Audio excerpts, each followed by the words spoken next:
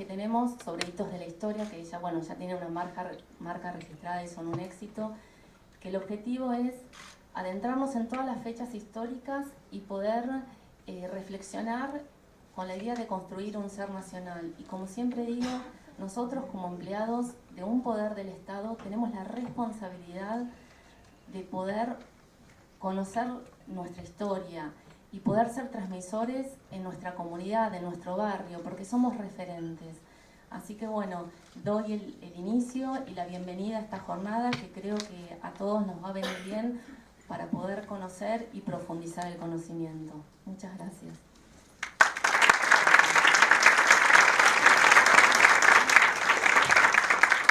Gracias, licenciada. A continuación toma la palabra la doctora Graciela Lifting, coordinadora pedagógica de la Dirección de Capacitación Técnico-Profesional del Senado.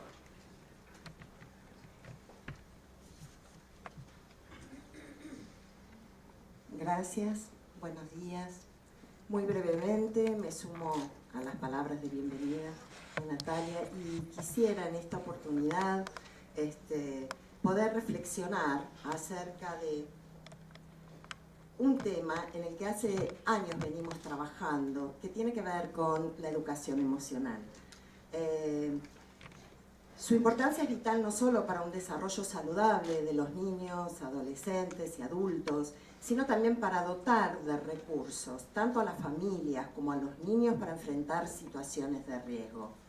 La inteligencia emocional, como toda conducta, es transmitida de padres a hijos.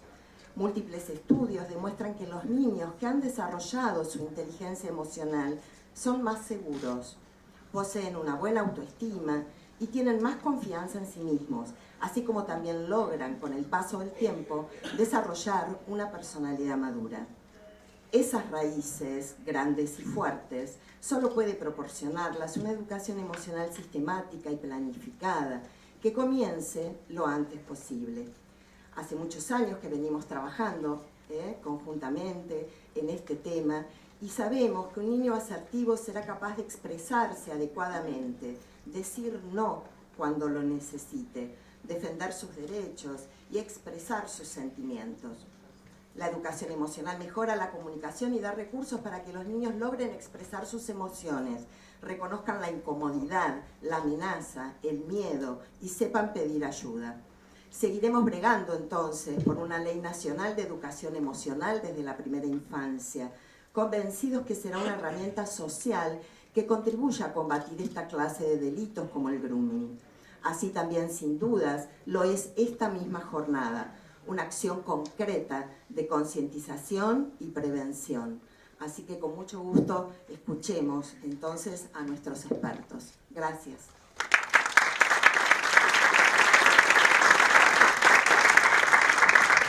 Muchas gracias, doctora. A continuación, escuchamos a quien será la moderadora de este encuentro, la capacitadora de la Dirección de Capacitación Técnico-Profesional del Senado, Rocío Belén Rodríguez. Muchas gracias. Bueno, buenas tardes a todos y bienvenidos a esta jornada que nos invita a conocer, reflexionar y adquirir herramientas para poder intervenir tempranamente en este delito. Para dar inicio al panel de expositores, voy a presentar a Sebastián Warnick, especialista en tecnología y seguridad informática. Se dedica a la educación e investigación en ataques informáticos. Es uno de los fundadores de la ONG Argentina Cibersegura. Actualmente se desempeña como Research Manager de la empresa Onapsis, orientada a proveer servicios de seguridad para grandes empresas. Participó de las charlas TED en el 2016 y el título de su exposición es Grooming y Prevención, una visión educativa. Bueno, muchas gracias. Buenos días a todos. Gracias por la invitación. Cuando me escribían y me comentaban sobre la jornada, me preguntaban qué visión podía aportar. Yo justamente les comentaba que me parece que en un contexto en el ámbito del Poder Legislativo, donde la legislación que hay sobre grooming, y calculo que ya lo veremos en breve, tiene que ver con el Código Penal, es decir, que es una figura del Código Penal, por lo tanto es utilizable en tanto y cuanto ya haya ocurrido el caso de grooming.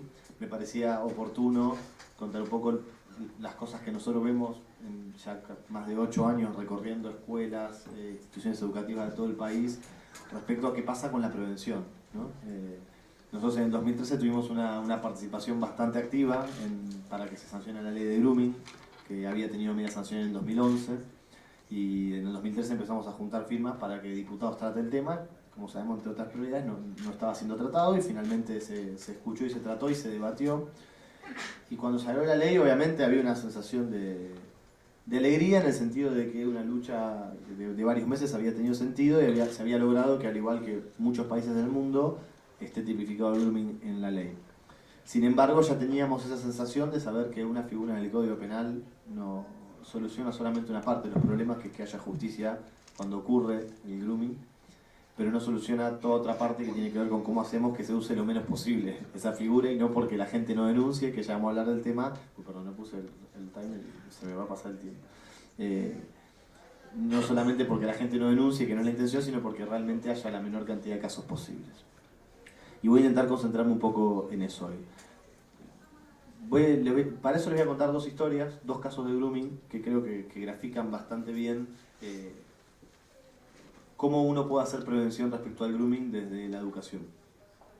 Son bastante sencillas las historias. La primera, lamentablemente, creo que todos la conocen, es el caso de Micaela Ortega. Micaela Ortega era una chica de 12 años, que cuando tenía 12 años, en la ciudad de Bahía Blanca, en la provincia de Buenos Aires, salió un día de su casa y no volvió. Y el caso llegó a la primera plana mucho antes de que sepamos que era un caso de grooming, porque Micaela estuvo 35 días desaparecida. Calculo que la gran mayoría recuerda, muchos medios, los diarios, hablando de la nena desaparecida en Bahía Blanca. Pasando los días de la desaparición y avanzada la investigación, descubren que la nena tenía un perfil en Facebook que era adicional al que ya conocía la familia, y luego, de varios pasos logran llegar a un domicilio que había estado chateando con ella en este perfil que nadie conocía. Cuando llegan a su domicilio se encuentran con Jonathan Luna, quien relativamente rápido reconoce que había matado a la nena porque la había querido violar y la nena no se dejó, y lleva al cuerpo policial al lugar donde estaba el cuerpo de la nena. Este caso fue, creo yo, el primer caso de grooming que ocupó la primera plana, ¿no? que ocupó el prime time de los noticieros de la televisión. Fueron muchos días. Al principio no se sabía que todo esto pasaba a través de las redes sociales. La nena desaparece en abril, 35 días después aparece, muerta lamentablemente. Y en el medio de todo eso, nosotros en la ONG tenemos un equipo en Bahía Blanca y que se pone a disposición de la madre para lo que podamos ayudarla. Y en el medio de todo eso terminamos conociendo a Mónica, la mamá de Micaela. Hablamos con ella, nos pusimos a su disposición y finalmente le invitamos en agosto a un evento que hacíamos nosotros para docentes. Siempre creemos oportuno que se escuchen a las víctimas o familiares de víctimas, porque son temas muy invisibilizados a veces, ¿no? O sea, parece que no ocurren. Hace muchos años, cuando empezamos, muchos docentes, muchas escuelas nos decían: no, esto acá no pasa, y con el paso de los años vamos viendo que pasa en todos lados. Y la mamá de Micaela se para arriba del escenario en un evento similar a este y dijo algo que no nos había dicho que iba a decir. Yo estaba moderando el panel, me costó bastante seguirlo moderando después de esto, pero la mamá de Micaela, Mónica, dice: yo, después que pasó lo de Micaela, fui a ver una charla de Argentina Cibersegura a una escuela en Bahía Blanca y salí muy emocionada pensando, si Mica hubiera escuchado esta charla, no se hubiera ido nunca a encontrar con el asesino. Todavía se me pone la piel de gallina acordándome de ese momento donde Mónica estaba diciendo algo muy sencillo, como que una charla era la diferencia entre la vida y la muerte. Y la verdad que nunca habíamos puesto el grooming en esos términos. La realidad es que siempre creímos en la difusión, pero nunca habíamos podido poner en palabras que realmente una charla podía salvar una vida. De hecho, recién mencionaban cuando di la charla TED, esto fue en agosto. En octubre, cuando hice la charla, también me pasó algo similar, que, insisto, nunca habíamos hablado de este concepto. Me daba hasta vergüenza decir que una charla podía salvar una vida o algo que estamos haciendo nosotros. Y después que doy la charla, cuando la suben a YouTube, Jerry Garbuski, que es el director de TED, también lo publica en las redes diciendo: creo que es la primera vez que hay una charla que puede salvar una vida. Y Y ahí, en realidad ahí lo terminé de poner en palabras. Sin embargo, la mayoría de los casos de grooming no son debido a muerte. Por un lado, afortunadamente, que no todos los casos de grooming terminan en un asesinato. Por otro lado, no hay que desmerecer todos los daños, hablábamos recién de la educación emocional, todos los daños psicológicos que pueden sufrir los chicos ante las situaciones en donde un adulto los engaña. Y esto lo quiero usar para definir bien el grooming. Muchas veces limitamos el grooming a cuando un adulto contacta al menor a través de las redes, genera una relación de confianza a través del engaño y después busca encontrarse físicamente para que haya una violación, un acto sexual físico. Ese es uno de los casos de grooming, pero también hay dos casos más de grooming. Uno es cuando directamente se busca que los chicos, las chicas compartan fotos o prendan la cámara web o compartan videos solamente por la satisfacción, por la perversa satisfacción del pedófilo que está del otro lado. Pero hay muchos casos de grooming donde el groomer no tiene ninguna intención de concretar un encuentro físico con los chicos. Y que muchas veces son desmerecidos o desestimados como, bueno, ya está, ya pasó, y muchas veces se olvida de cuáles son los daños que causa para los chicos y cómo se ve afectado su sexualidad, que la sexualidad no pasa solo por el cuerpo. Como siempre, yo hablo de muchos terrenos que no conozco, leyes, psicología, pero bueno, con mucho respeto.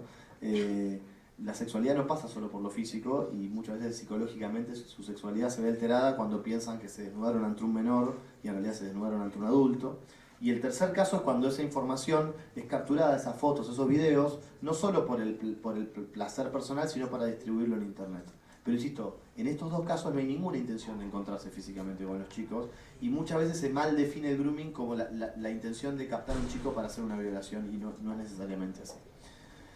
Dicho esto, paso a contarles la segunda historia. Me pasó un año después, ya el año pasado, era mitad de año, me acuerdo patente, era un domingo 7 de la tarde, yo estaba sentándome en el sillón para ver las finales de la NBA, partido de básquet, muy cómodamente, totalmente desconectado del laburo y de las actividades de Argentina Cibersegura. Y agarro el celular, que a veces lo agarramos más de la cuenta, y veo que tengo un mensaje en Facebook. ¿Vieron que te llega un mensaje de alguien que no es amigo tuyo y te lo marca especialmente Facebook, como un mensaje especial, como si lo querés aceptar o no? Lo abro porque muchas veces, de hecho no sé si lo empezó así, la invitación a esta charla, muchas veces me llegan invitaciones, ese tipo de cosas, y era un mensaje como no había recibido nunca. El mensaje de una chica, vamos a llamarla Ana, por supuesto no se llama Ana, que decía literalmente así: hola señor Sebastián, soy Ana, tengo 15 años y necesito su ayuda. Llevamos recorridas cientos, miles de escuelas desde el año 2010 con Argentina Cibersegura y nunca había recibido un mensaje así. Me asusté mucho, automáticamente le contesté: hola, ¿en qué puedo ayudarte? Y por suerte rápidamente la chica me termina contando de que no era algo urgente. El mensaje daba sensación de urgencia, que fue lo que a mí me asustó. Me termina contando que me quiere pedirme un consejo por algo que pasó hacía como casi un año. Y que preferiría contármelo tranquila con un audio de WhatsApp porque era muy largo para escribir. Por lo tanto yo le paso mi teléfono, me relajo que no es una situación urgente y ella me envía el audio recién al otro día de la mañana. Casualmente si vamos atando cabos cuando se va de la casa. O sea, ella se animó a contarme lo que le había pasado cuando salió de su casa. Así que al otro día, tipo 8 de la mañana, me tomo el tren como todas las mañanas y tengo un audio de Ana de 14 minutos. Así que le pongo los auriculares, le doy play y empiezo a escuchar. Ana se había puesto de novia con un chico que conoció a través de Facebook. Y así te dicen, me puse de novia, ¿no? Y hago un paréntesis acá en la historia. Muchas veces nosotros queremos ver el mundo de los chicos como con nuestros paradigmas, ¿no? Hace un tiempo estaba dando una charla y en este caso era un nene que me decía: yo tengo una novia que la conocí por Facebook. Y le digo: pero ¿ya la viste? Digamos, ¿se encontraron? No nos encontramos. Entonces mi respuesta fue: entonces no la conoces. Y el chico me dijo: no, sí la conozco, si chateamos todos los días. Entonces, a mí ese día me abrió mucho la cabeza, ¿no? Como que, ¿quién dice que para conocer a alguien nos tenemos que ver cara a cara, tenemos que estar en el mismo lugar físico? Claramente en nuestro mundo, en nuestro paradigma, que somos inmigrantes digitales, sí, pero evidentemente en el mundo de los chicos, más que los millennials, ya hay otra generación más, no es necesariamente así. Entonces hoy pasa que los chicos dicen que están de novio o de novia con personas que todavía no se encontraron en el mundo físico. Y este era el caso de esta chica que me decía que se había puesto de novia, que se habían puesto a chatear con un chico que aparentemente tenía un año más que ella tenía 14 en ese momento y él tenía 15.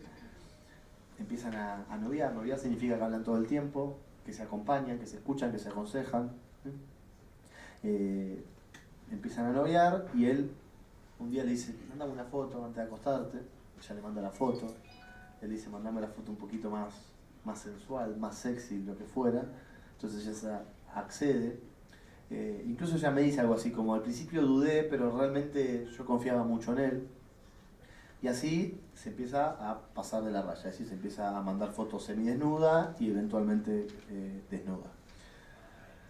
Varios meses después se le acercan unas amigas en el colegio y le dicen, Ana, ¿qué estás haciendo? Y Ana le dice, ¿qué estoy haciendo de qué? Entonces las amigas dicen, ¿qué estás haciendo en Instagram? Y ella le dice, no tengo Instagram.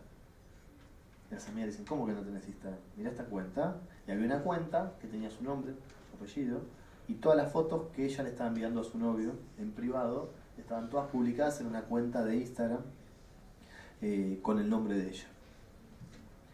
Imagínense el enojo de esta chica, la desilusión de saber que algo que ella pensó que estaba en un ámbito de confianza, en un ámbito privado, de golpe era público y prácticamente la habían visto todos sus compañeros y más personas. Así que automáticamente imagínense que agarra el celular y lo encara a su novio, diciendo, ¿qué hiciste? Me engañaste, me defraudaste, yo confío en vos. Y el chico básicamente en ese momento le dice, ¿sabes qué? Sí, lo estaba haciendo para divertirme, no tengo 15, tengo 27, de hecho tengo novia y esto era solamente una diversión, chau, pum pum, le corta, la bloquea de todas las redes y esta chica pasó en un par de horas de tener novio a no tener novio, de que su cuerpo era privado a que su cuerpo era público, de confiar en la gente a quizás cuánto más le iba a costar volver a confiar en la gente y volvemos a la educación emocional. Bueno, en su momento me pedí ayuda para denunciar el perfil. Ella en su momento lo había dado de baja, pero había vuelto a aparecer. La verdad que era un tecnicismo. Último paréntesis, le pregunto si lo había denunciado y no lo había denunciado. Intenté fomentar que lo denuncie y no lo logré. Pero esta chica me dijo algo más que también me quedó grabado y voy a usar para cerrar un poco respecto a la educación y la prevención. Y me dijo algo muy parecido a lo que dijo Mónica un año antes en el escenario del evento de Argentina Cibersegura. Cuando está terminando el audio, me dijo dos cosas que me quedaron muy marcadas. La primera, yo me digo que ya le había insistido para que hable con su familia, con su papá, con su mamá, y ella me dice, no le quiero contar a mis papás porque no quiero que pasen por esto. Lo cual me resultó terrible, ¿no? Una nena de 15 años intentando proteger a sus padres, a su papá, a su mamá, cuando debería ser al revés, en cierta forma, al menos como nosotros conseguimos la niñez. Y después me dice, yo le escribí a usted, me dice, que después con el tiempo logré que me deje que me tutee, pero me dice, le escribí a usted porque el otro día en el colegio nos pasaron su charla, la charla TED que está en YouTube.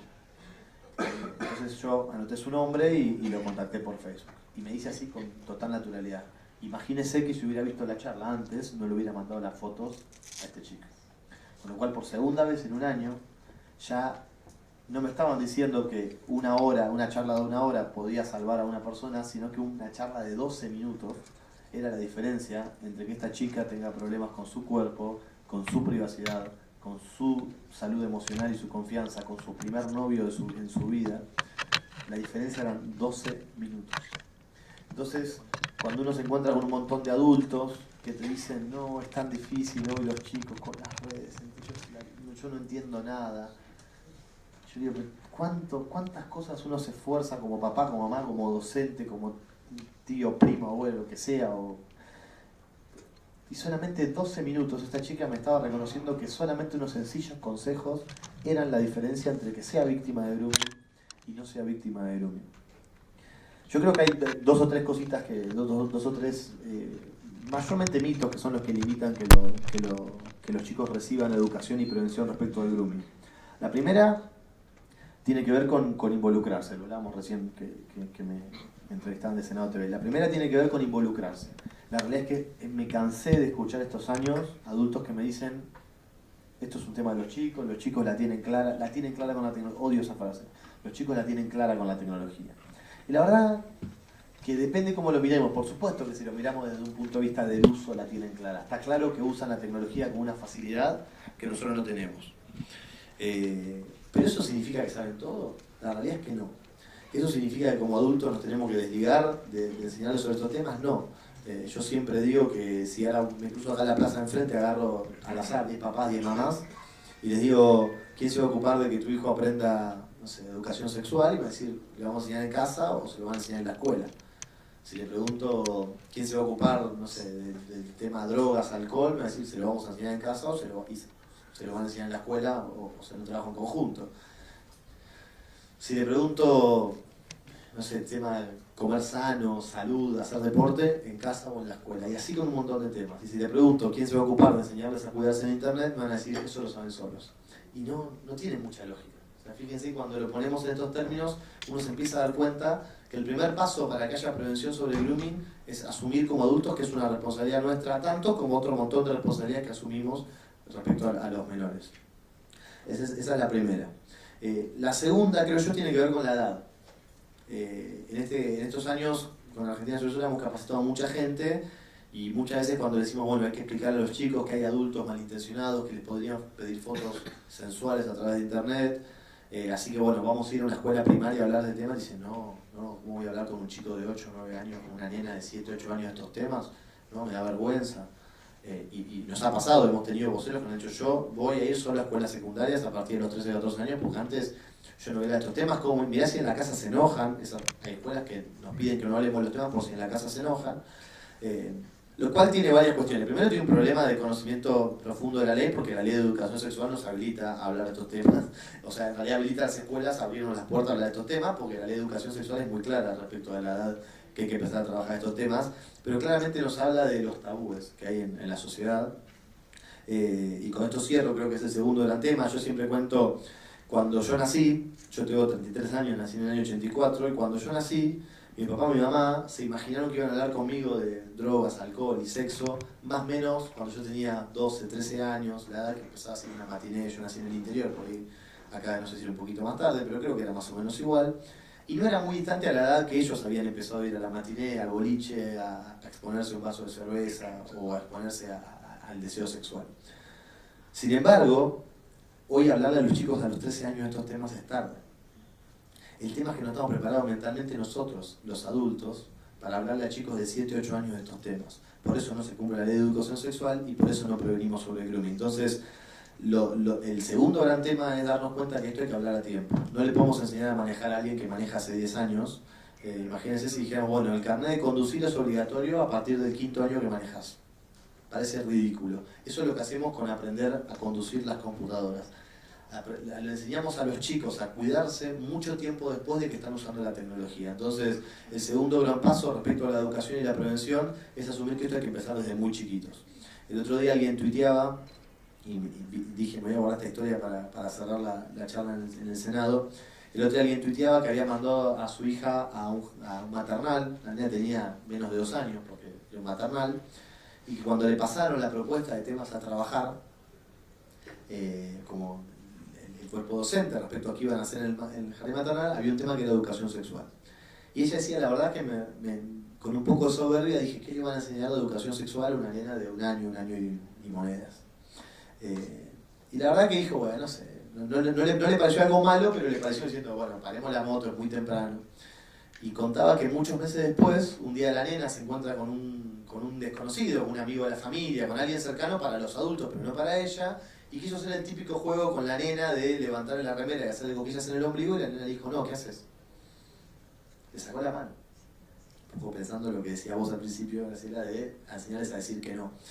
Y yo leía esa historia y pensaba, esto es exactamente lo que venimos diciendo sobre grooming. Hablar sobre grooming cuando los chicos tienen 7, 8 años es ayudarlos a que cuando tengan 9, 10, 11, 12, que es la edad más fuerte, donde vemos mucho más víctimas, no que se la sepan todas, no que resuelvan el tema ni que hagan una investigación, sino que sepan decir que no a tiempo y que sepan pedir ayuda a tiempo. Y esa es la clave respecto a la prevención sobre el grooming. Hacernos cargo y hacerlo a tiempo. Muchas gracias.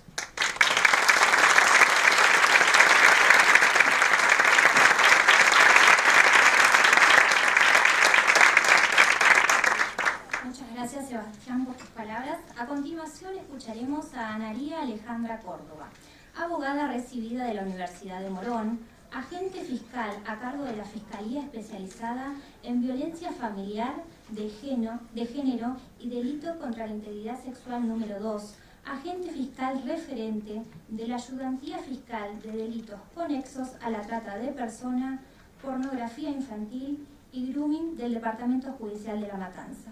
El título de su exposición es Aspectos legales del acoso virtual sexual infantil. Bueno, buenas tardes. Bueno, ahí como decían, soy fiscal en La Matanza y ante todo, bueno, queríamos agradecer en nombre de todo el equipo de trabajo la invitación, porque para nosotros es muy importante dar a conocer, como decía Sebastián, el tema del grooming. Nosotros cuando arrancamos en nuestro departamento judicial con la temática, arrancamos en el año 2014 y la realidad es que nos encontrábamos con varios problemas. Por un lado, el problema judicial. Nosotros como investigadores, cómo llevar a cabo todas las investigaciones que nos iban acercando a la Fiscalía. Y por el otro lado, el desconocimiento que había de la sociedad con respecto a cuál era el delito.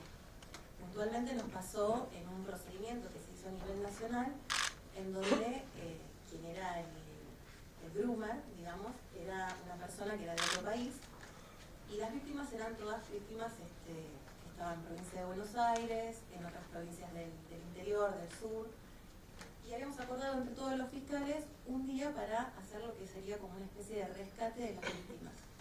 Y la sorpresa que nos llevamos cuando fuimos a entrevistar y a ubicar a las víctimas fue que cada uno de los padres con los cuales nos íbamos encontrando desconocían por completo que lo que le había pasado a sus hijos era un delito y que por lo que les había pasado podrían haber concurrido a una fiscalía, a una comisaría, y cuáles eran las consecuencias psicológicas que eso había acarreado en sus chicos.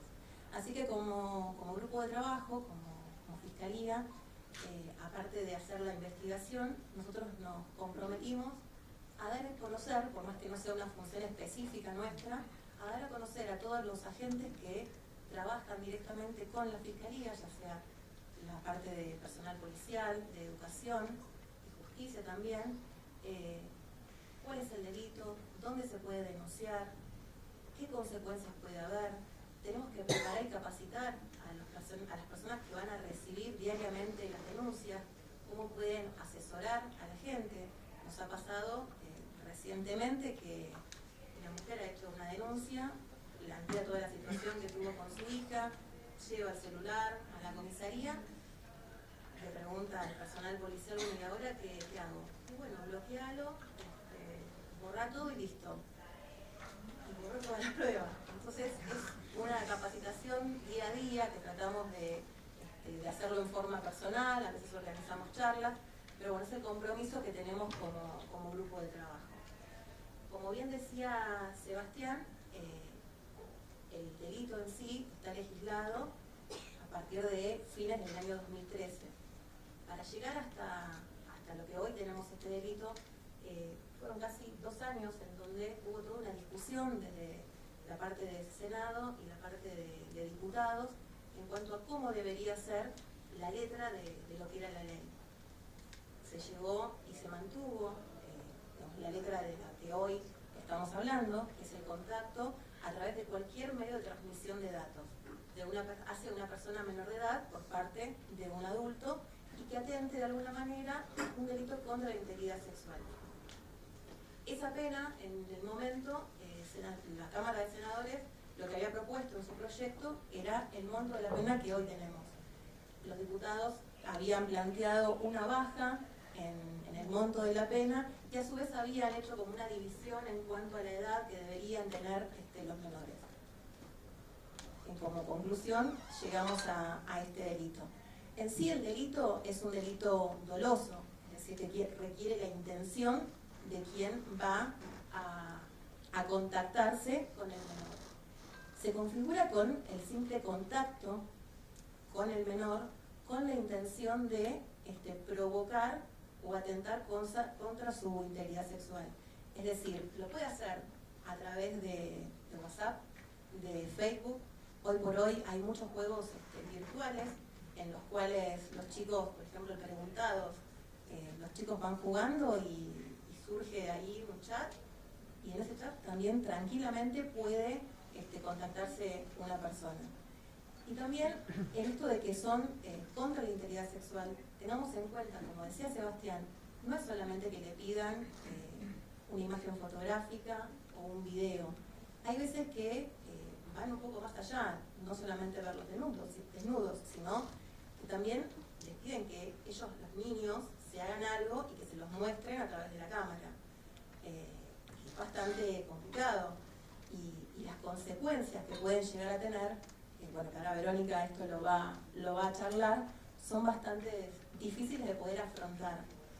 Es muy difícil que el menor pueda contarlo libremente a un mayor, por eso es muy importante poder transmitirlo día a día, ya sea en el colegio. Nosotros como Fiscalía en realidad no lo manejamos directamente con los niños, sí nos encargamos porque vimos la necesidad de los grupos de los gabinetes interdisciplinarios de los colegios, la necesidad que tenían de ver, bueno, ¿cómo hacemos con esto? ¿Dónde se denuncia? Bueno, con ellos sí tratamos de capacitarlos y intercambiar entre ellos y nosotros qué tipo de información deberían tener y transmitir ellos mismos hacia los niños, hacia los alumnos de los colegios. Acá habíamos puesto las finalidades que tienen el groomer, que sería o el abuso sexual, que no hace falta, como decía también Sebastián, el tema de que haya un contacto y que haya un encuentro físico. El delito se tipifica solamente con el contacto virtual. En el caso de que sea el contacto en forma personal, ya no sería el delito de grooming, sino sería una especie de tentativa de lo que podría llegar a ser un abuso sexual u otro delito contra la integridad sexual. Hablamos del tema de la minoría de edad. Hoy por hoy la ley lo que establece es que tiene que ser menor de 18 años. Se había hablado en su momento de una división. Es muy difícil ver que hay niños que recién a los 7 años u 8 años tienen infinidad de amigos a través de lo que sea Facebook o Instagram que no los conocen. Digamos, reciben aceptación o aceptan solicitudes de amistad de gente que la verdad que no tienen ni idea de quiénes son. Y eso a veces provoca estas conversaciones y este desconocimiento por parte de los padres de qué es lo que están haciendo los niños dentro de lo que es la web. ¿Qué más? Otro elemento importante es el tema de que sea un delito de acción pública. Es decir, esto no requiere la voluntad expresa, digamos, de quien se siente ofendido. O sea, yo como fiscal, al tomar conocimiento de un hecho puntual, nosotros actuamos de oficio. Cualquier persona puede iniciarlo de oficio. Esto también fue muy discutido en el ámbito de la parte legislativa, porque al ser un delito que atenta contra la libertad sexual, que es el bien jurídico protegido acá, se discutía de si estaba bien que el Estado de alguna manera arrasara con esta voluntad que tenía, que se sentía víctima o que representa a la víctima para hacer la denuncia. Tengamos en cuenta que los delitos de abuso sexual o corrupción de menores, abuso sexual, el hecho de que necesitamos la voluntad, es decir, que la persona quiera instar a la acción penal. Bueno, toda esta discusión surgió en la legislatura, pero el delito en sí lo plantearon como un delito de acción pública, o sea, se actúa de oficio. Por eso es tan importante lo que uno intenta hacer desde los colegios. Los gabinetes a veces actúan de oficio al tener conocimiento de que algo está sucediendo y inmediatamente lo que hacen es comunicarse, yo hablo de lo que es el Departamento Judicial de La Matanza, a la Fiscalía o directamente a la Comisaría. Y allí se comienza con lo que es la investigación. Como decía, los lugares donde uno podría denunciar es al 911, en las fiscalías, hay fiscalías especializadas en el ámbito de la provincia de Buenos Aires, hay 19 departamentos judiciales y hay 19 fiscales que son referentes de esta temática. Es la temática de grooming, de pornografía infantil y delitos conexos a la trata. Ante cada una de esas fiscalías se puede radicar la denuncia y también existen a nivel nacional teléfonos del 0800 en el cual también se puede plantear esta denuncia.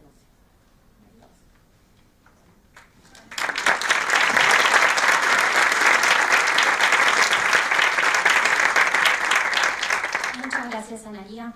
A continuación expondrá Daniela Anabel Mancini, abogada recibida de la Universidad Nacional de La Matanza. Desempeña en la actualidad tareas en la Fiscalía General del Departamento Judicial de La Matanza, prestando funciones en la ayudantía fiscal de delitos conexos a la trata de personas, pornografía infantil y grooming. Es vicepresidenta de la ONG Ciudad Sinergia y el título de su exposición será Procedimientos Jurídicos en la Provincia de Buenos Aires. Bueno, muchas gracias. En primer lugar, quiero agradecer a la Dirección Técnico Profesional por habernos invitado y a todos ustedes por haber asistido, porque creo que todos los que estamos en esta mesa coincidimos en que lo importante y lo primordial para poder prevenir este delito es que justamente se conozca, se sepa de qué se trata, cómo se actúa en la Fiscalía, qué es lo que podemos hacer nosotros como adultos responsables. Y bueno, así que les agradezco por haber venido. Yo lo que les quiero mostrar es un poco cómo es el trabajo en la Fiscalía, ¿sí? Lo que nosotros buscamos principalmente es demostrar que lo que los chicos o los padres están diciendo en la denuncia haya realmente existido y quién es el autor, ¿sí? Lo primero que tratamos de identificar es el medio por el cual se dio el contacto. Dijimos que tiene que ser un contacto con una transmisión de datos. Esto puede ser, por ejemplo, a través de WhatsApp, de Facebook, de Instagram, etc. En el caso de Facebook, ahí como ustedes pueden ver en la pantalla, arriba de todo, no sé si se llega a ver, está lo que es la URL, ¿sí? Eso que dice www.facebook.com, eso es, digamos, el perfil de cada Facebook. Quiere decir que el agresor va a tener solamente va a tener una única URL que lo va a identificar. Si el día de mañana, por ejemplo, mi Facebook es Daniela Mancini, si yo el día de mañana lo cambio y pongo otro nombre, al poner la URL siempre va a salir mi Facebook, ¿sí? Es la única forma en que lo podemos realmente identificar. Eso lo tenemos que poner en la denuncia, porque si el día de mañana se modifica algo o pasa algo, nosotros tenemos que tener forma de llegar a ese perfil. Lo que hacemos también es, a través de una plataforma que ofrece Facebook, es preservarlo. Nosotros, a través justamente de esta plataforma, preservamos el Facebook. Esto quiere decir que que durante 90 días vamos a tener todos los datos de este perfil. Por ejemplo, si la persona quiere darlo de baja o quiere modificar algo, Facebook igual guarda la información. Esta información puede ser los datos que usó para su registración, los teléfonos abonados que registró, los mails asociados, todo eso es lo que Facebook nos guarda para el caso de que nosotros lo pidamos. Nosotros en la Fiscalía también realizamos búsqueda en fuentes abiertas para individualizar al autor. Esto es, utilizar simplemente las redes sociales, los foros, todo lo que aparece en Internet que es de acceso público, al que cualquiera puede acceder, para poder llegar a individualizar al autor. Ustedes fíjense que hay casos en los que la investigación, digamos, el contacto en realidad se da a través de WhatsApp. ¿Qué quiere decir? Que solamente tenemos un número de teléfono para poder buscar al agresor.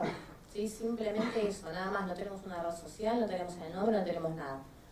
Nos pasó con un caso de una nena de 11 años a la que le empezaron a llegar fotos muy subidas de tono, muy fuertes, e invitaciones constantes para encontrarse con el agresor. La nena, por suerte, se lo cuenta a los padres vienen, se acercan a la Fiscalía a hacer la denuncia, pero justamente lo único que teníamos era el número de teléfono.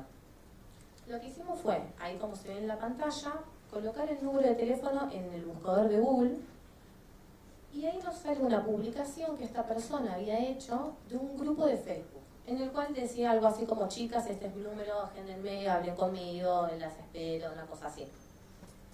Entrando a ese grupo de Facebook, llegamos a un perfil, el cual la foto, que es la que está ya bien a la derecha, que es un escudo de River, coincidía casualmente con el perfil, con la foto que tenía de perfil de WhatsApp el agresor. Ahí obviamente teníamos un nombre. Entonces, a raíz de eso continuamos investigando, tomamos otras medidas obviamente para corroborar que sea la misma persona, y llegamos a una persona que vivía en Pergamino.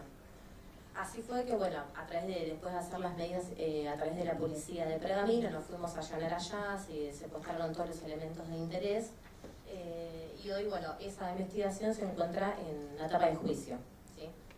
Después, trabajo interdisciplinario con las víctimas, eso ya ella va a explicarlo un poquito mejor.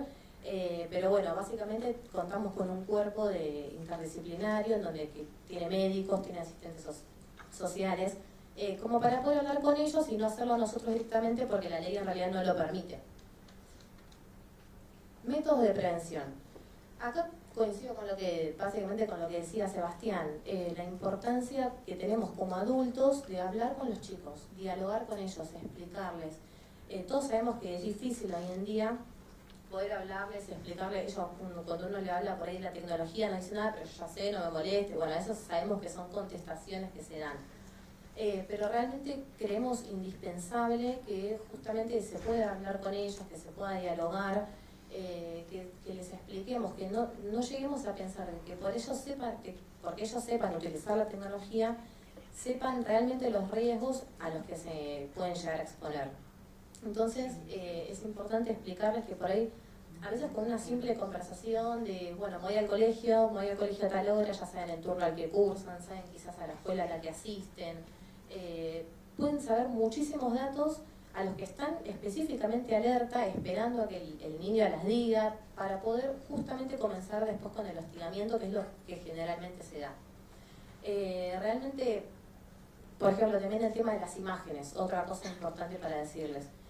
Hoy es muy común que entre novios que hay en internet, que ellos se empiezan a conocer así a través de internet, se envíen fotografías como el caso que contaba Sebastián. Bueno, es muy importante hablar con ellos y explicarles que la foto que se pasa a internet, ya sea a un contacto o a un desconocido o no, que la foto que se sube a internet se pierde completamente el control. No hay forma, una vez que compartimos esa imagen, de que podamos recuperarla, de que podamos detener su difusión. O sea, ya no hay forma de lograr eso. Entonces es importante que por ahí le hablemos a los chicos de esto y les digamos, bueno, a ver, si vos es algo que lo haces a través de internet, ¿es algo que harías realmente si estás frente a frente con esa persona? Entonces ahí es donde por ahí reculan un poquito en su accionar, ¿no? Se dan cuenta de realmente el riesgo que corren. Por eso se habla de huella digital, porque todo lo que subimos a internet genera una huella digital, es como una identidad digital que se va creando a partir desde que somos muy chiquitos, que se empiezan a subir fotos a internet hasta que vamos creciendo. No prohibir continuamente ni aislarlos. Ese es otro punto también muy importante. Muchas veces pensamos que decimos, bueno, hay mucho riesgo en internet, directamente saquemos el celular, no le dejemos usar redes sociales. A nosotros nos pasó con una nena de 14 años de edad a la que no le dejaban usar el celular, no le dejaban tener redes sociales, estaba completamente aislada. Esta nena jugaba con una tablet del hermano, como decía la doctora, hay muchos juegos que tienen chats. Entonces, esta nena empieza a hablar con un señor, empiezan a hablar, a dialogar sobre sus gustos personales, a entrar en confianza, hasta que esta persona le dice, bueno, pásame tu celular así seguimos en contacto. La nena le dice, no, yo no tengo celular, no me dejan, así que hablemos por acá. Y le dice, no, para estarnos conectados las 24 horas, que estemos todo el tiempo hablando y juntos y conociéndonos, encontrémonos, yo te doy un celular, te doy un poco de plata y cualquier cosa me podés venir a ver de esta manera. Así fue que en 2 oportunidades se encontraron, sin que obviamente los padres se enteren, se encontraron y él le dio un celular para que estén comunicados y le dio una tarjeta SUBE y un poco de plata. El riesgo al que se expuso esta nena es increíble, o sea, ella realmente confiaba mucho en él y no tenía miedo, no tenía ningún tipo de temor en encontrarse con él y no importaba sin haberle dicho a nadie incluso.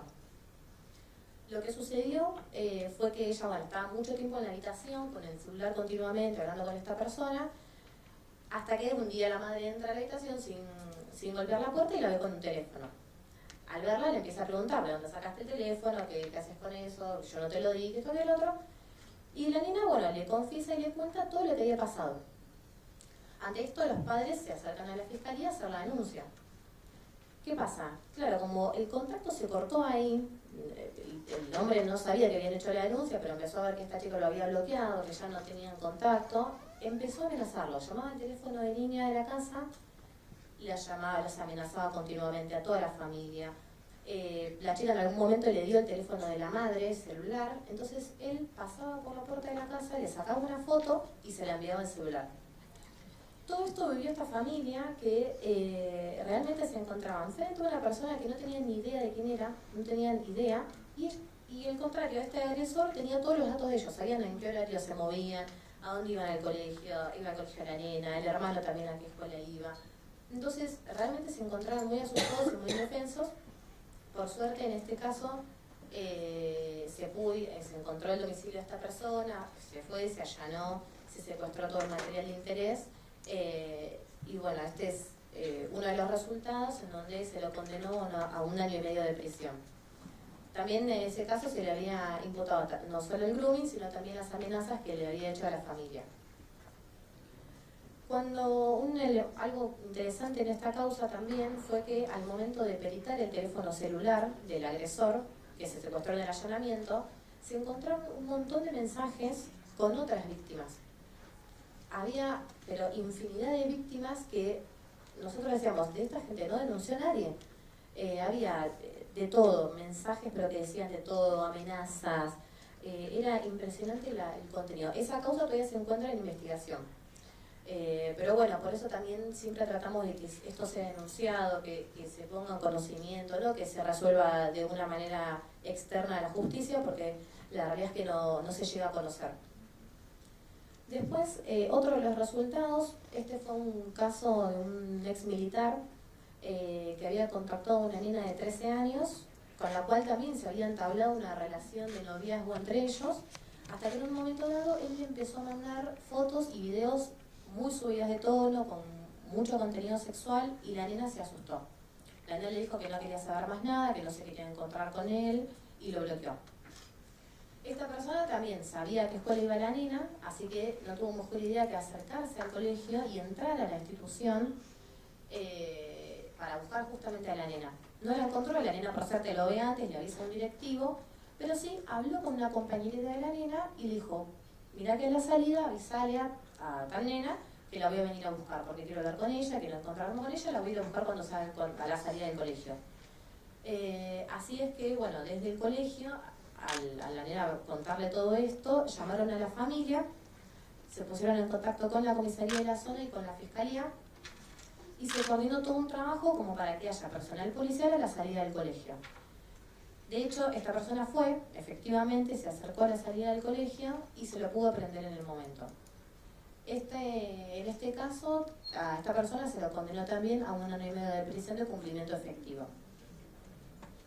Después, bueno, para finalizar, les quería comentar un caso que fue muy reciente, hace aproximadamente 2 semanas, en la que un profesor de danza que tenía su propia escuela, no sé si lo escucharon porque fue bastante conocido, tenía su escuela de danza en su domicilio.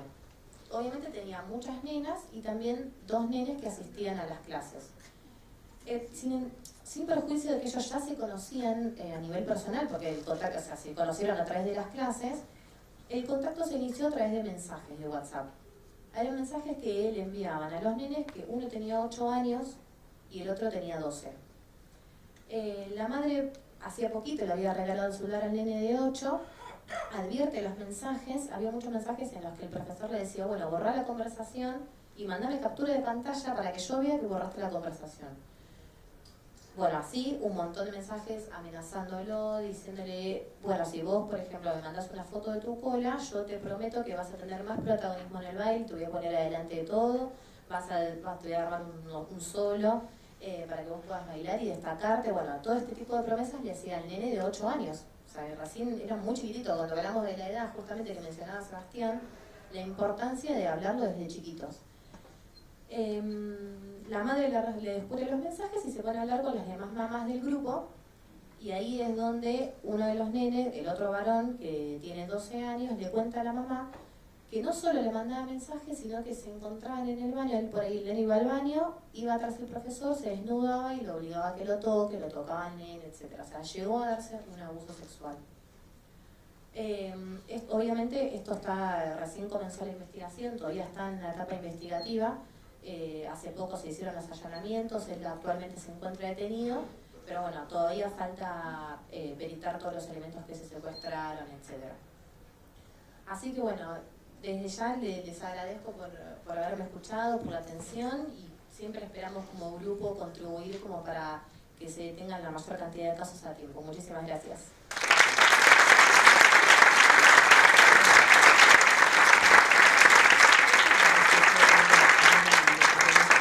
Muchas gracias. Interrumpimos brevemente para dar la bienvenida al señor Martín Roig, secretario de UPCN, y ahora continúa nuestra moderadora, Rocío. Muchas gracias.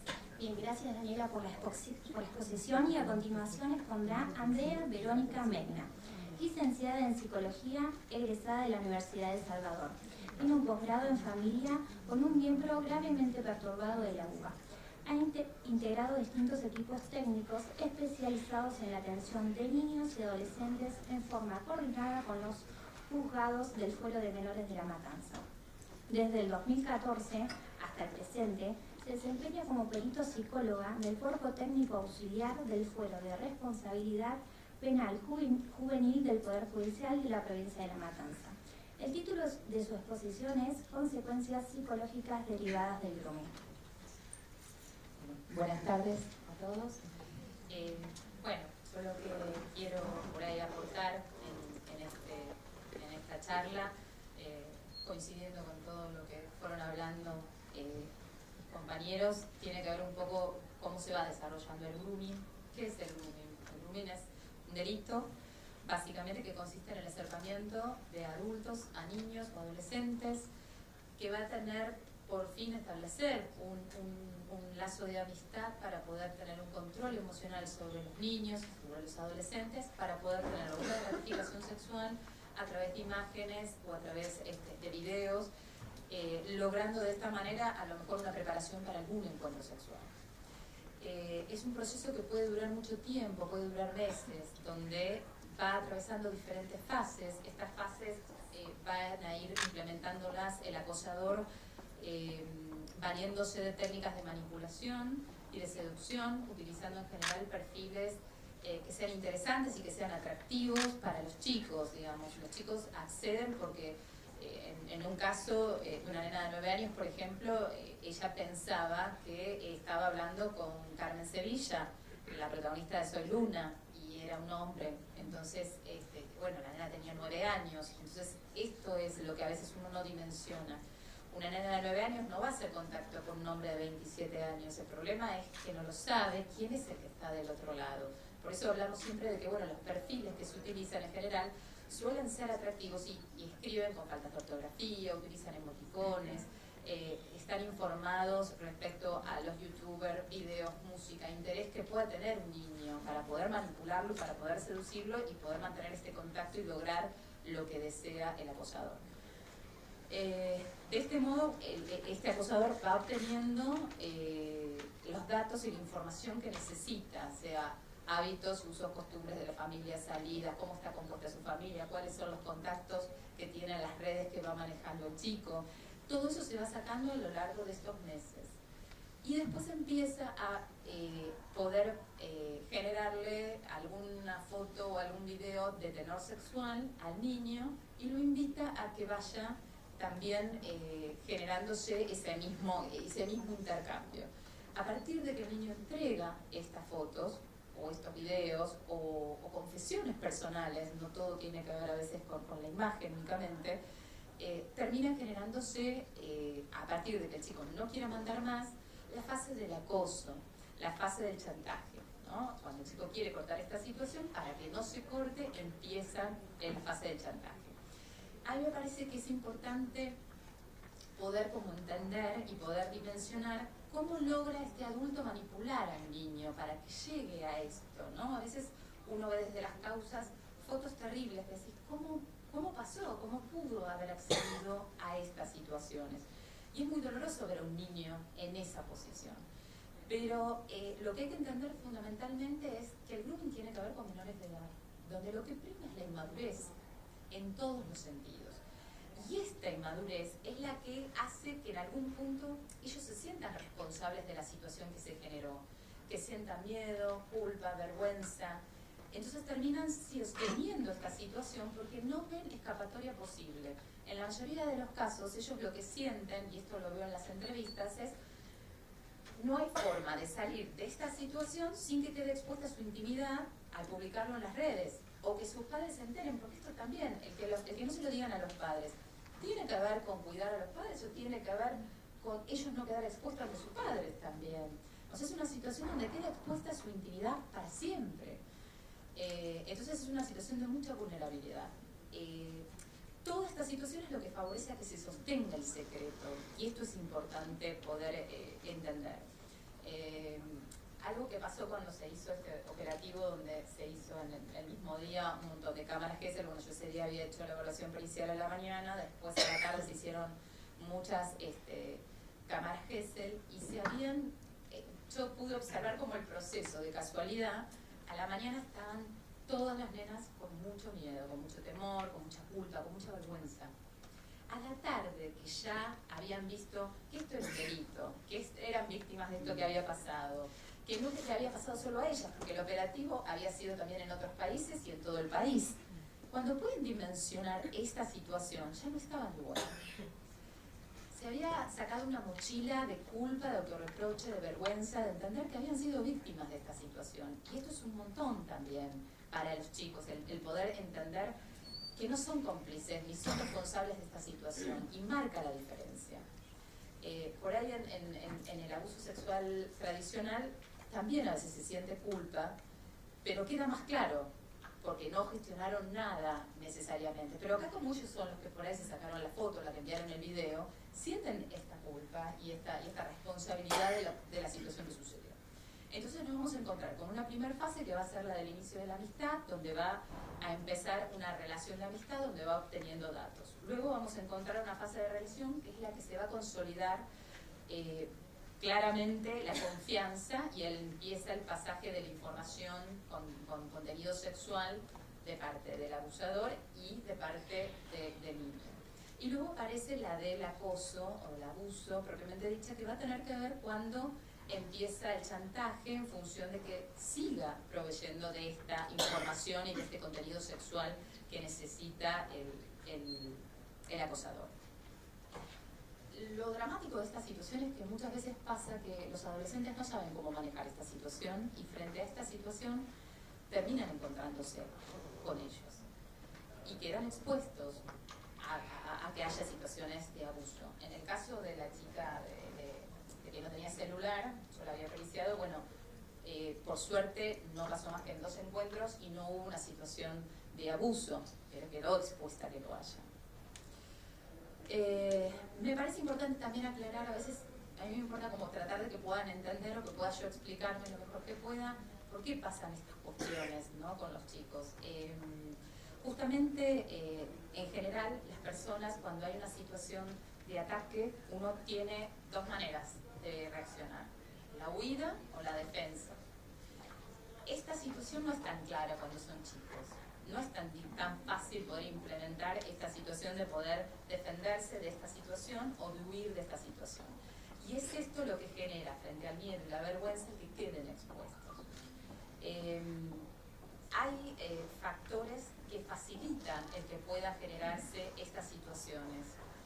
Uno y fundamental, que lo fueron hablando mis compañeros, es Internet se consolida claramente como el campo natural de los adolescentes y de los niños, mucho más que para los adultos, que a veces somos extraterrestres en este campo y cuesta entender o cuesta manejarse. Internet tiene un montón de infinidad de ventajas que se pueden aprovechar y disfrutar, pero no podemos como adultos perder de vista que Internet es una ventana al mundo, con lo bueno y con lo malo que implica esto, y que esto también es una fuente de potencial relaciones que pueden ser riesgosas, de contenidos que puedan ser inadecuados, y es frente a esta situación donde nosotros tenemos que tener claro cuál es la información que tenemos que tratar de que nuestros hijos o nuestros alumnos, la población infanto-juvenil, puede y tiene derecho a poder manejar. Hay cosas que pueden y hay cosas que no, y desde ahí hay que ir enseñándoles de una manera que sea natural, que sea clara, como el cuidado de su cuerpo, como el cuidado de la alimentación. Tiene que naturalizarse esto que está pasando y poder hablarlo sin vergüenza. Uno de los factores que facilitan el que se genere esta situación es la distancia, a veces la distancia física que se genera al comunicarse a través de un aparato, de un dispositivo, ¿no? Donde en algún punto debilita las restricciones y las inhibiciones. Yo siempre digo, las fotos que a lo mejor cualquier adolescente se saca en una playa o en bikini y sube a la red con 1500 amigos, si tuviese que hacerlo en este auditorio no estaría de esta manera. Pero hay como una falsa creencia que lo que pasa en el mundo de internet, lo que pasa en la red, no tiene una repercusión y una incidencia en el mundo real. Y esto es algo que se nos complica a ellos y hasta nosotros como adultos también, en no dimensionar cómo esto que pasa en lo virtual incide también en el mundo real. Otra cuestión tiene que ver con la inmediatez de las comunicaciones, que genera una impulsividad. Hace no tanto, vos mandabas un WhatsApp y no existía la aplicación, la posibilidad de que lo puedas borrar el mensaje porque te arrepentiste. Y esto tiene que ver con esta cuestión de la impulsividad. Hoy por hoy hay mucha gente que mandan mensajes sin pensarlo, después se arrepienten, digamos, y esto tampoco favorece en el intercambio de la comunicación. La etapa evolutiva es otro facilitador que tiene la niñez y la adolescencia, donde lo que prima es la inmadurez y donde no se ha logrado todavía, por una cuestión evolutiva, el desarrollo adecuado, emocional, biológico, social, psicosexual, que hace que justamente los chicos puedan dimensionar, los chicos a esta edad no pueden dimensionar lo que implica una relación sexual adulta. Y mucho menos van a tener capacidad de consentimiento. Y esto me parece que también es importante poder entenderlo. Que un chico se saque fotos o suba algún video con contenido sexual no quiere decir que haya un consentimiento. Y esto es importante entenderlo, tanto en esto como en abuso, como en los casos de abuso sexual tradicional. Otro factor que facilita que se generen estas situaciones tiene que ver con el desconocimiento de los padres, que es lo que hablaba Sebastián también, que tiene que ver con esta falsa tranquilidad de que si tu hijo está en el living de su casa con una tablet o en el cuarto con un celular, está seguro, está tranquilo. Ningún padre estaría, o casi ninguno, tranquilo si el hijo con 12 años está en la calle a la 1 de la mañana. Y esto, digamos, uno tiene que también tener claro que cuando un chico no tiene demasiado control sobre lo que ve, sobre lo que no ve, está en una situación de riesgo. A esto se suma que cuando los chicos van creciendo en la adolescencia, los padres dejan de controlar y de tener como mayor atención al uso de internet y de los dispositivos que puedan tener los chicos, porque consideran, primero, que saben más que ellos, segundo, que son más grandes, que si lo saben manejar, que lo van a poder resolver, sumado al interés en la sexualidad en general que tienen los adolescentes y en particular a la suya, donde hace que investiguen y que ingresen a foros, redes, porque les resulta mucho más fácil desde la vergüenza, el anonimato, consultar, preguntar, intervenir, investigar, que hablarlo personalmente. Y esto también es un obstáculo. Todas estas situaciones son situaciones que generan que los chicos se encuentren en una situación de vulnerabilidad. Y lo grave de esta situación es que en general, en la mayoría de los casos donde participé, los adultos no tienen registro de estas situaciones. No solamente que no sepan dónde tienen que ir a denunciar, no tienen idea de que los hijos estaban expuestos a estas situaciones. Que esta nena de 9 años, que hablé hace un rato, que pensaba que estaba hablando con Carmen Sevilla, tenía como 600 amigos en Facebook. Obviamente no conocía casi ninguno, pero ¿qué control había? Esta es la que menos, 9 añitos. Después hay otros que tienen 1500, 2000. Entonces es como que uno nunca deja de sorprenderse, de decir, pero tan chiquitos, tantos amigos, ¿dónde? Por ahí, bueno, uno también trabaja en esta temática que hace que tengas como una alerta permanente también. Entonces, bueno, me parece importante esto, poder trabajar, bueno, que el grooming puede producir daño, produce daños psicológicos, genera indicadores de situaciones de victimización que son dañosos, que son graves, que lo van a padecer niños y adolescentes que están construyendo su identidad, que están formándose, que nunca vamos a tener claro, si bien uno lo pone, uno puede ver el daño a corto plazo, pero cuál es el daño el daño que se genera a mediano y a largo plazo nunca se termina de dimensionar en función de que es un psiquismo en construcción, con lo cual impacta sobre un sujeto que se está construyendo. Entonces esto es muy importante poder tenerlo en cuenta, porque nunca terminamos de ver cuán dañoso fue todo esto que vivió. Las consecuencias inmediatas que van a tener los chicos se van a ver, pueden ser observables para los adultos que estén alrededor. Por eso es importante esto, que haya sensibilización, tareas de sensibilización y de promoción de estas situaciones, porque en la medida que nos capacitemos, tanto los docentes, los padres, los pediatras, los agentes de salud van a poder detectar estas situaciones al ver síntomas que llamen la atención y que preocupen. ¿Cómo impactan? Van a tener un impacto directo en la afectividad, que tiene que ver con situaciones de tristeza, labilidad emocional, irritación, depresión, impotencia, autorreproche, vergüenza, impactos en trastornos cognitivos, problemas escolares, en la atención, en la ideación, en la concentración, en su autoimagen, los problemas de imagen corporal que pueden tener, en los trastornos de adaptación social, donde uno ve por ahí aislamiento o problemas de inhabilidad social, de problemas, dificultades en el apego, de extrema dependencia, en la conducta adaptativa en general, chicos que empiezan a tener conductas de autolesiones, trastornos en la alimentación, trastornos en el sueño, a ellos empezar a ser agresores o abusadores. Algo que a mí siempre me impactó es que he tenido muchos casos donde el acosador le pedía que vaya a ver al hermanito, que vaya al cuarto y que lo filme desnudo, o que hagan algo entre ellos. En general, bueno, ellos dicen, no, eso fue como bisagra para ellos, el cortar el vínculo. Pero bueno, estos pedidos existen, esto pasa.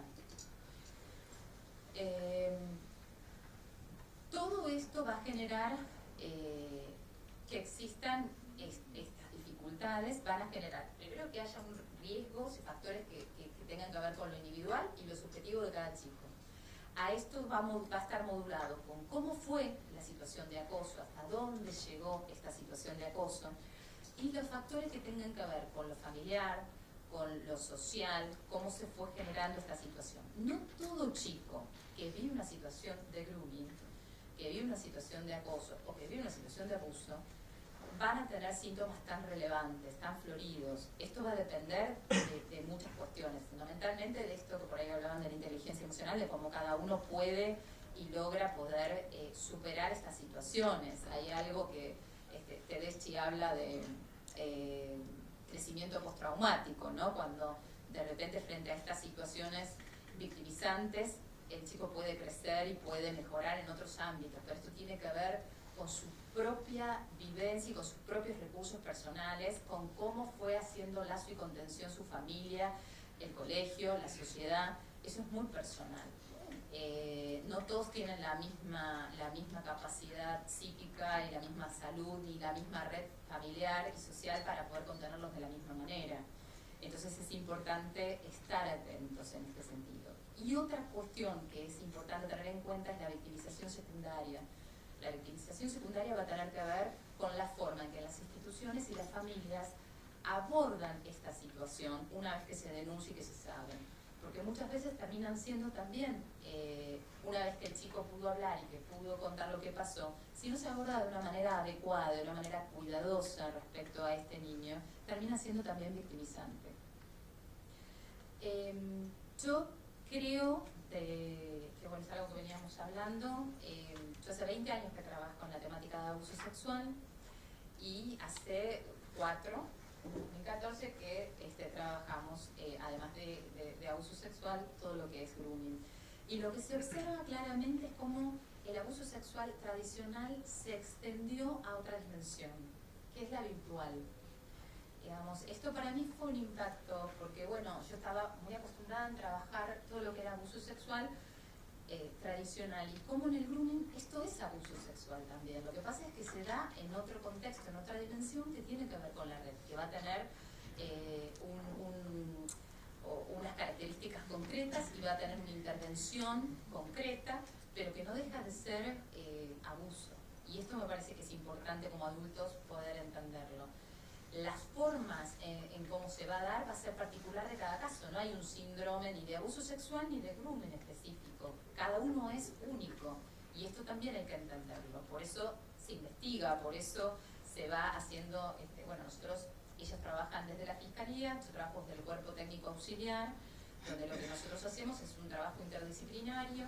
Primero hay una pericia médica, que trata de ver el estado físico del chico, luego está la pericia social, que trata de ver si hay un riesgo respecto a su entorno familiar más cercano, en su familia, si, bueno, cómo está establecido, y luego se da la pericia psicológica, donde se realiza primero una evaluación, una pericia psicológica, y ahí se determina si está o no en condiciones de poder prestar declaración en cámara Gesell. La cámara Gesell es un dispositivo que sirve para la declaración testimonial de todo menor de 16 años, donde en la provincia lo que se realiza es en Matanza con el mismo perito que tuvo la evaluación pericial, porque ya hay un vínculo de confianza, el chico ya te conoce, ya te contó lo que pasó, pudo hablar y establecer un lazo también con uno, y bueno, ahí se realiza la declaración testimonial en el dispositivo de cámara Gesell, que queda videofilmado, para evitar en un momento posterior y de juicio que tenga que volver a declarar y que se dé esta situación que hablábamos recién de la victimización secundaria. Digamos, un chico pudo hablar y pudo hablar de todo esto que pasó, es bueno y adecuado que ya está, que empiece a elaborarlo de otra forma. Nada de lo que tenga que ver con el Poder Judicial, y lo digo como agente de salud, a mí trato de que cada intervención y cada trabajo que se hace con los chicos sea de una manera siempre cuidada, porque no dejo de ser ante todo agente de salud, pero no puedo tampoco ser ingenua de pensar que no es dañoso el proceso judicial. Ellos están porque pasó una situación dañosa y es importante, pero bueno, uno tiene que tratar siempre de esto, de no llegar a una victimización secundaria en el trato y en el cuidado que tiene que tener. En conclusión, me parece importante, recién me preguntaban en la entrevista que hubo acá, que me hicieron recién, qué es lo que pensaba respecto a la utilización de los dispositivos con los chicos. Y yo creo en esto que de verdad lo más importante es que nosotros pensemos como adultos que es una situación de riesgo, pero que es sin control.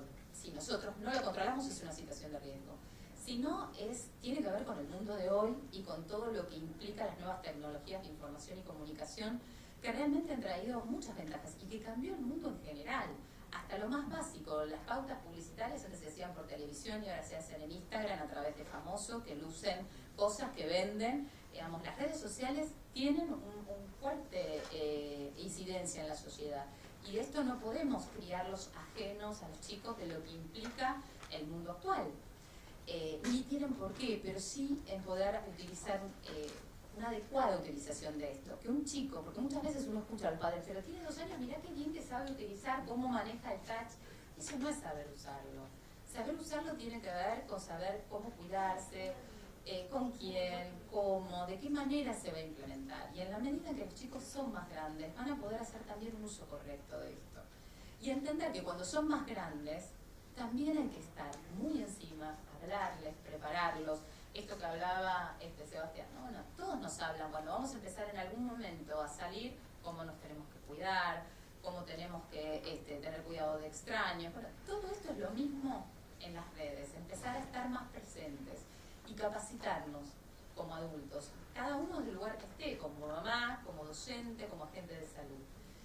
Por eso, bueno, agradezco mucho la invitación. Me parece que en la medida en que nosotros podamos estar atentos a todo lo que tenga que ver con la capacitación y la formación, vamos a poder dar una respuesta mucho más, con mayor premura a una situación, y esto es salvar una vida.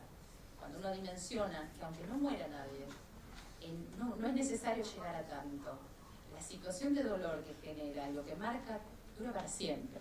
Entonces, en la medida en que uno puede capacitarse y accionar, está salvando una vida.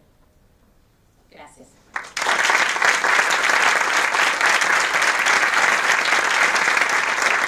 Muchas gracias, Andrea. Bien, antes de pasar al momento de las preguntas, si alguien tiene, me gustaría destacar unos puntos que se fueron desarrollando a lo largo del panel. Y el primero es intervenir tempranamente, ¿no? ¿Qué rol fundamental que tiene en este delito? Primero, para impedir que el delito siga sucediendo y después evitarlo que pase si es un hecho. Por otro lado, me parece fundamental de que seamos conocedores nosotros como sociedad de que hay una normativa vigente y que se retroalimenta de las denuncias. Si esta víctima no hace la denuncia, de nada sirve que haya una normativa vigente, ¿no? Después, por otro lado, comprender como adultos y como niños, y digo como niños, ahora lo detallo más, que el uso de las redes sociales tiene normas. Para crear un perfil en una red social hay que ser mayor de edad. Digo, esto también tiene normas. Y por otro lado, y para cerrar ya, generar conciencia en los chicos que el uso de las redes y de internet es una continua exposición de sus vidas y de nuestras vidas. Y que eso es fundamental. La foto que se sube en ese mismo momento deja una huella en internet que después no se puede volver a bajar. Por más que se borre, ya lo vieron, ya está. Bien, ¿alguien tiene alguna pregunta para alguno de los expositores? Bien. ¿Tenemos un micrófono?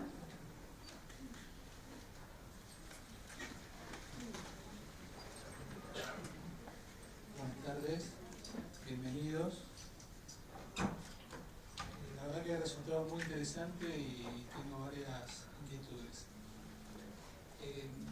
¿Por qué no me hacen un poquito de repaso desde que se plantea la ley, que se sancionó la ley, cuál es el aparato judicial que se plantea? Escuché 19 fiscalías en la provincia de Buenos Aires. Son 19, en la provincia de Buenos Aires son 19 departamentos judiciales. La Procuración lo que organizó es que en cada departamento judicial haya un fiscal referente sobre la temática, que aborda la parte de grooming, de pornografía infantil y delitos conexos a la trata de personas.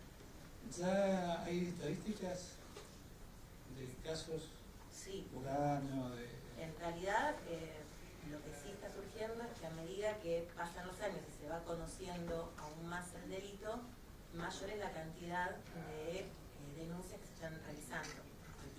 Permitime, el otro día salió una nota en el diario de la Fiscalía de la Ciudad de Buenos Aires que hablaban de 14 denuncias por día, es un montón. 14. Además se estima...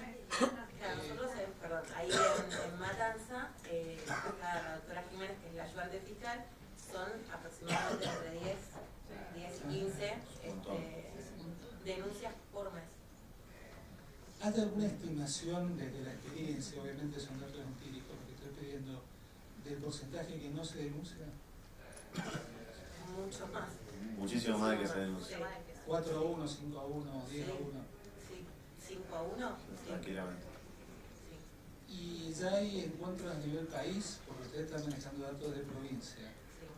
Vos andás mucho por el país, me dijiste. Sí, yo hablo de la ONG, pero por ejemplo, Ezequiel, que es el vicepresidente de la ONG, está con el Ministerio de Justicia y tienen un programa que están recorriendo todo el país capacitando fiscales, policía. Mi pregunta es, ¿las provincias también han actuado en generar fiscalías temáticas de este tema? Hay algunas que tienen fiscalías temáticas. Yo comenté cuando estuve charlando sobre un procedimiento, el procedimiento se llamó Ángel Guardián.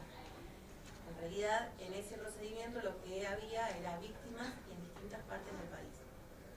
Y bueno, se concertó un día de que cada fiscal tenía que hacer una investigación para poder determinar dónde estaban nuestras víctimas. A raíz de eso, cada fiscal, tanto en provincia de Buenos Aires, que eran, si no me equivoco, alrededor de 59 víctimas solamente en provincia de Buenos Aires. Y eran 80 o 90 víctimas en total en la Argentina. Después había víctimas en Uruguay, en Perú, en Colombia y Chile. Desconozco si a nivel nacional hay fiscalías especializadas. En lo que es provincia se organizó de esta manera como fiscales referentes. O sea, se encarga un solo fiscal de poder ver toda la temática. Otra cosa, ¿el grooming es un fenómeno en sí mismo o en qué sentido? ¿Hay individuos que hacen eso o puede haber organizaciones que utilicen el grooming para un primer paso para la trata? ¿Eso se ve, se puede pasar, no se sé estudia? A nosotros no nos ha tocado un caso concreto que haya detrás de esto una red, pero sí uno tiene el pensamiento de que puede llegar a suceder que uno encuentre a alguien que maneje pornografía infantil, por ejemplo. no nos ha pasado a nosotros, pero tranquilamente puede hacerlo. Sí, mientras te pasan el micrófono yo agrego que por ejemplo, un caso que nos comentaban gente de investigaciones de la policía de las ciudades, que hay algunos sitios de pornografía infantil en internet que son cerrados, que digamos que los que consumen pornografía infantil son miembros, y que para entrar, o sea, para ser parte de ese servicio, tenés que subir contenidos. Entonces, a pesar de que no es un grupo organizado, muchas veces se ven casos de gente que hace grooming, porque lo que busca es poder subir contenidos originales, porque esos sitios lo que hacen es se fijan si la imagen que subís o el video que subís es original, o sea, es nuevo. Entonces muchas veces se genera y eso va retroalimentando el mismo sistema. Por lo tanto, no es organizado, pero es semi-organizado. Hola, ¿qué tal? Yo quería saber si los casos de abuso en los cuales los acosadores son menores de edad también se puede tipificar como grooming. Y en esos casos, ¿qué se hace? ¿Entre dos chicos? El groomer. No, entre dos chicos no, un chico de 17 con una nena de 12 o ese tipo, que donde el acoso se hace por medio de redes sociales. Donde se piden fotos, hay una modalidad con los adolescentes, el envío de nude, que son fotos desnudos de ellos mismos, que se manejan en grupos, ¿no es cierto? Y que esto obviamente está dirigido por seguramente un chico de mayor edad que no llega a ser pero no entra judicialmente. No entra dentro de lo que es el grooming. Igualmente, de todas maneras, hay un foro de responsabilidad penal juvenil que se encarga, digamos, cuando hay imputados menores de edad. A nosotros muchas veces nos pasa que el imputado termina siendo menor de edad y nosotros pedimos la incompetencia al foro de menores. Lo mismo sucede con el tema de la pornografía infantil. Nosotros, como le decía la otra, también investigamos los delitos de pornografía infantil, que es cuando se distribuye la pornografía, que hoy en día, bueno, hace poquito salió la ley, el artículo también que incorpora la tenencia, pero hasta hace poco era solamente la distribución de pornografía infantil. Ahí sucede lo mismo, cuando vemos que el imputado es menor de edad, remitimos la causa o pedimos la incompetencia al foro de menores para que lo investiguen un juez de menores. Gracias. Igualmente, en el caso, quería contestar, en el caso de las situaciones de abuso, que haya dos menores involucrados, lo que siempre se tiene en cuenta es la etapa, si están en etapas evolutivas diferentes y si hubo coerción. Si tiene que ver con una situación de dos chicos que tienen la misma edad y hay una situación donde no hubo coerción, se puede hablar de una experimentación sexual. Pero cuando hay diferencias en etapas evolutivas y hay coerción de por medio, es abuso igual, con que haya una de esas dos condiciones. Judicialmente, ¿cómo se trata? ¿Cómo se pasa al foro de menores? Se pasa al foro de responsabilidad penal juvenil con la ley que implica menores de edad. Sí, de hecho, ustedes me corregirán, pero en la gran mayoría de los casos de grooming, yo todos los que escuché, que marca esta diferencia de maduración, pero digo, nunca, en el caso de grooming, los adultos hacen pasar por menores, por lo que mencionaban antes, con lo cual ya te marca que digamos que tiene que estar esa diferenciación, porque siempre mienten en su edad para que sea funcional el naciente. ¿Qué tal? Buenas tardes.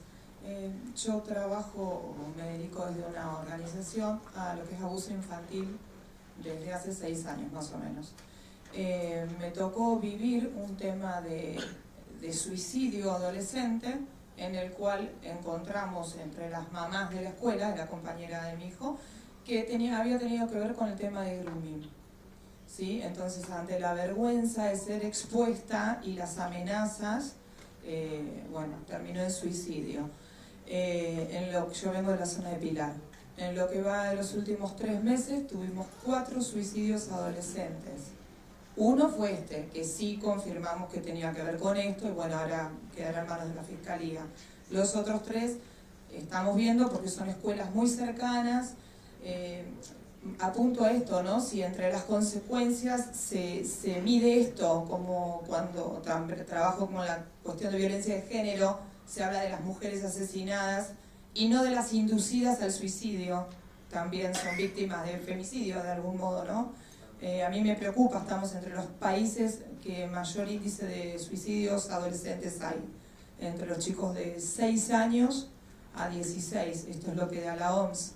Por otro lado, en cuanto a las denuncias de abuso, cuando son denunciadas, el sistema se convierte en más perverso que el propio abusador, más allá de los cuidados que presuponen las cámaras Gesell. los chicos desde la denuncia hasta el proceso o la cámara, que es el que demora, las contenciones de los psicólogos, nos hemos encontrado con varios psicólogos que tratan de disuadir al nene o a la víctima de lo que había denunciado. Y uno de los argumentos más asustantes sería, bueno, pero no todo lo que hace papá es malo. Entonces también voy a esta construcción de la posible víctima de grooming. ¿Sí? Hay toda una cuestión de construcción social del psiquismo de los chicos, en donde que lo malo no es tan malo, y la construcción de lo no de lo sexual, sino de lo sensual. Yo tengo una nena de 9 años, le quería comprar una bikini, no encontraba bikini que no tenga push-up. Sandalias, no encontraba sandalia que no tenga plataforma o taco, con lo que es una nena de 9 y parece una nena de 17 vestida. Eso me parece que hace una construcción, porque si verme sensual a los 8, a los 9, facilita que después no sea tan grave una foto posando, una foto seduciendo, porque nosotros mismos le compramos esa ropa, los comercios te venden esa ropa, la publicidad es con una nena sensualizada, sexualizada. ¿Sí? No creo que el grooming esté desprendido de todo eso otro. O sea que esta ley es una pequeña fracción, pero si no corregimos todo lo otro, vamos a hacer agua. Solo vamos a correr detrás de la víctima y no existe prevención, digo. ¿El tema de la pena le dieron un año y medio a una persona por esto? Sí. Y la pena decía por favor, siempre con micrófono, si no la transmisión televisiva no aparece nada, por favor, discúlpame. La pena que le dieron fue de año y medio, pero yo leí de 6 meses a 4 años. 6 meses a 4 años, sí. La pregunta, ¿no es poco? Sí. Nada más, porque yo no entiendo nada, pero no es poco. Es poco. Obviamente desde la Fiscalía uno puede hacer un pedido pues, del juicio, o bueno, un juicio abreviado, es un delito correccional en algunas ocasiones, con lo cual uno puede ir a una entrevista, a una audiencia con el defensor, y lo que se dice es como una especie de tratativa como para llegar a una pena en concreto.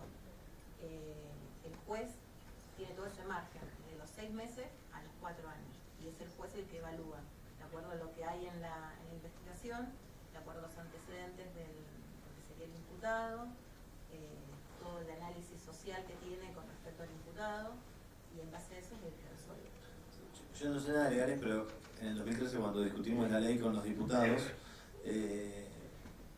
algunos diputados querían bajar las penas, y nosotros les decíamos un poco intuitivamente lo que por ahí te sale decir a vos, y al menos lo que yo escuché en su momento de algunos diputados que eran abogados y que tenían sus argumentos mucho más formales que el mío, pero lo que quiero compartir es, el problema de que es poco no es un problema de esta ley, es un problema general que sufren un montón de figuras legales, y hay un montón de casos, y me mostraban casos de abuso sexual y apenas eran 4 años. Entonces decía, si por un abuso vas a estar 4 años, por esto está bien que es un año y medio. Hay un problema mucho más grande que esta ley.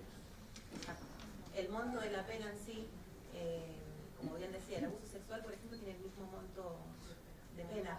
El abuso sexual, digamos, el manoseo tiene el mismo monto de pena.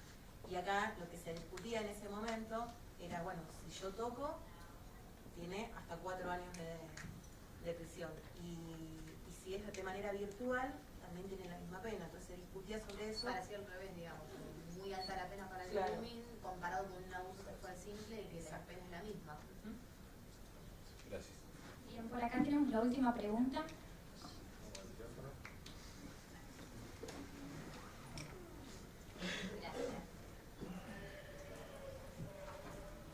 ¿Qué tal? Gracias, buenas tardes. Mi nombre es Graciela. Quería hacer referencia sobre lo que estaban diciendo del tema de lo que le sucede a los niños sobre cuando son acusados, ¿no? Que pueden caer en una depresión, en muchas cosas.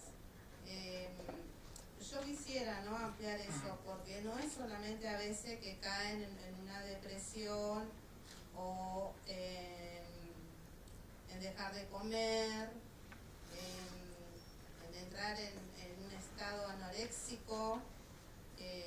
También sucede cuando hay tironeos de padres, que muchos a veces no se dan cuenta, pero cuando hay tironeos suceden esas cosas también y a veces se confunden. Yo te lo digo porque lo he vivido con una nieta que he criado y a los 7 años tuve un tironeo con la nena y la nena a los 7 años dejó de comer, entró en una anorexia muy profunda que terminó internada durante 3 meses en el hospital, en el Escasacuna, estuvo ahí y bueno, hasta llegar a un momento con psicólogos, reunión de psicólogos diciendo con el padre, con la madre, todo, que la nena se estaba dejando morir porque la nena quería seguir viviendo con su abuela. O sea, digo esto porque no solamente a veces representan los chicos cuando hay acoso sexual, también es cuando hay acoso de los padres, viste, que los tironean, que vos conmigo, que yo con vos y el padre no lo cría. Se plantea de indicadores de victimización que no son necesariamente únicamente por una situación de abuso o de acoso sexual. Claro. Tienen que ver con muchas cuestiones. El fallecimiento de un padre, sí, un progenitor también genera esto. Claro, son situaciones sí. traumáticas. Son situaciones que trauman a los chicos y a veces los padres no se dan cuenta que lo están traumando, ¿no? Está bueno eso también tenerlo en claro dentro porque también refleja un poco el tema este. Más allá del acoso sexual, de las redes sociales, también hablemos un poco como los padres también a veces se manejan con los niños, con el tironeo. Gracias. Muchas gracias. Muchísimas gracias. A continuación, la licenciada Natalia Stayano le entrega certificados y presentes a nuestros expositores.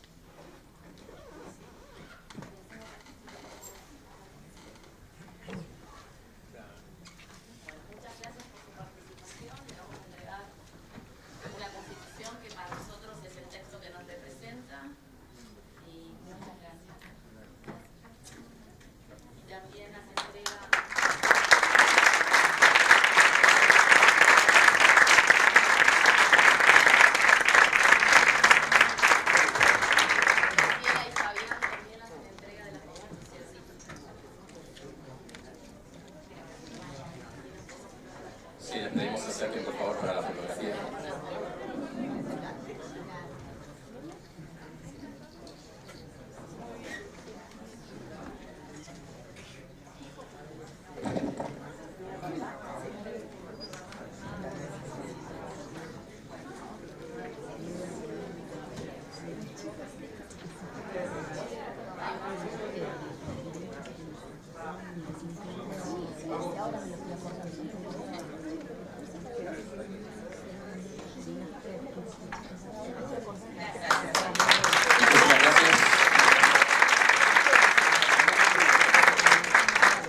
Antes de terminar, me gustaría agradecer primero a la licenciada Natalia Stayano por el apoyo en esta jornada, a la coordinadora pedagógica, la doctora Graciela Lichtin, y también hacer un punto importante en la ONG Ciudad Sinergia, que nos brindó un apoyo importantísimo en esta jornada.